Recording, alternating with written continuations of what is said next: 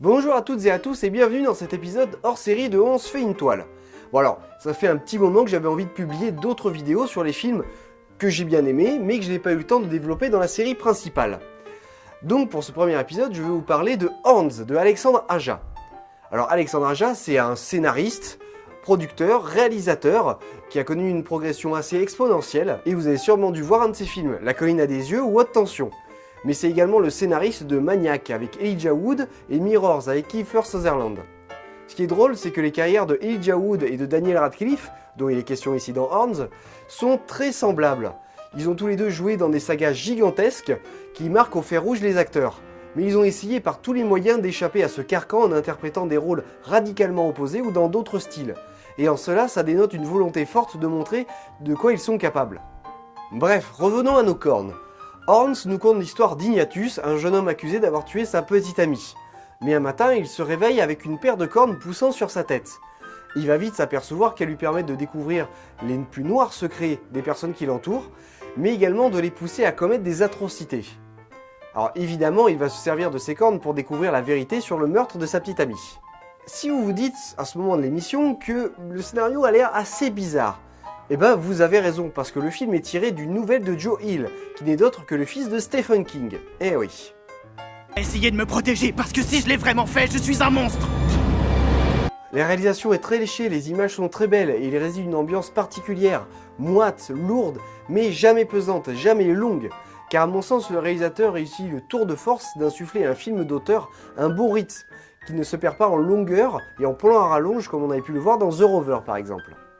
Bon, on est vraiment embarqué dans cette histoire car la situation est réaliste, mais l'ajout de cet élément surnaturel incite le spectateur à comprendre les raisons et à vouloir connaître la fin de l'histoire. En effet, toute l'intrigue se déroule dans un petit village aux USA, où les habitants ont des préoccupations très terre-à-terre, et où leurs ambitions ne sont pas différentes des uns et des autres. Bref, une ville ordinaire où le soleil a du mal à pénétrer une couche de nuages épaisse, et on a toujours l'impression qu'une averse vient de s'arrêter ou alors qu'elle va commencer. Et comme dans la réalité, on retrouve la violence de la stigmatisation d'une personne qui est présumée innocente. Et en fait, le personnage principal est poursuivi pendant une bonne partie du film par des journalistes voulant connaître ses moindres faits et gestes et avoir une potentielle interview. Et ça donne au long métrage une fausse impression d'une ville isolée par cette couche de brouillard. Mais en fait, le monde extérieur regarde en permanence la ville via la télévision. Reconnaissez-vous que vous l'avez tué? Ce sera un super scoop pour moi. J'ai une idée. Vous vous foutez sur la gueule, et le vainqueur aura mon interview exclusive. Bon, passons maintenant à l'inattendu. Comme je vous le disais précédemment, un beau jour, Ignatius se réveille avec des cornes. Et malgré sa volonté de s'en débarrasser, il va vite s'apercevoir que celles-ci ont le pouvoir de révéler les plus noirs secrets des gens, mais également de convaincre ces personnes de commettre des actes horribles. Ok, ça peut sembler complètement fou, mais cet élément surnaturel s'intègre au contexte avec une fluidité impressionnante. Alors oui, les autres personnages se rendent compte qu'il y a des protubérances osseuses sur la tête. Mais dès que le personnage principal sort de leur champ de vision, ils oublient tout. Et c'est ça qui donne une légitimité au réalisme du film. Cet élément fantastique est un prétexte pour que Ignatius se rende compte dans quel monde il vit. En effet, pratiquement tous ces flashbacks de sa vie reflètent des moments heureux ou pleins d'amour. Et ce sont ces cornes qui ramènent à une vérité froide et cruelle. Oui, la vie est injuste et remplie de personnes détestables, même si ce sont des amis proches ou des membres de sa famille. Et ce qui est ironique, c'est que ces cornes jouent le rôle de révélateur qui enlève le vernis de la vie en société et de la conscience. Ça me rappelle que je n'ai pas encore abordé les acteurs. Bon, il faut être honnête, Daniel Radcliffe est véritablement bon dans ce rôle de jeune adulte complètement perdu et qui n'a d'obsession que pour l'amour véritable. Il y a des nuances dans son jeu, car il lui arrive de jubiler à la vue des ignominies dont les autres font preuve, puis de retomber dans un souvenir douloureux et de fondre en larmes.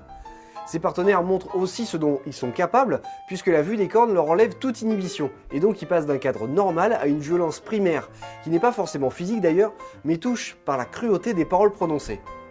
Bon, je vais stopper là parce que j'ai pas envie de vous spoiler le film, mais je vous recommande chaudement de voir ce long métrage, qui est déjà rentré pour moi dans ma catégorie des meilleurs films de l'année 2014.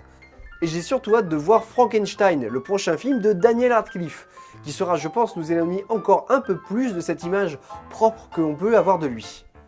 Et je vous rappelle également que Alexandre Aja va réaliser l'adaptation du manga ou du dessin animé pour certains très controversé des années 80, j'ai nommé Cobra.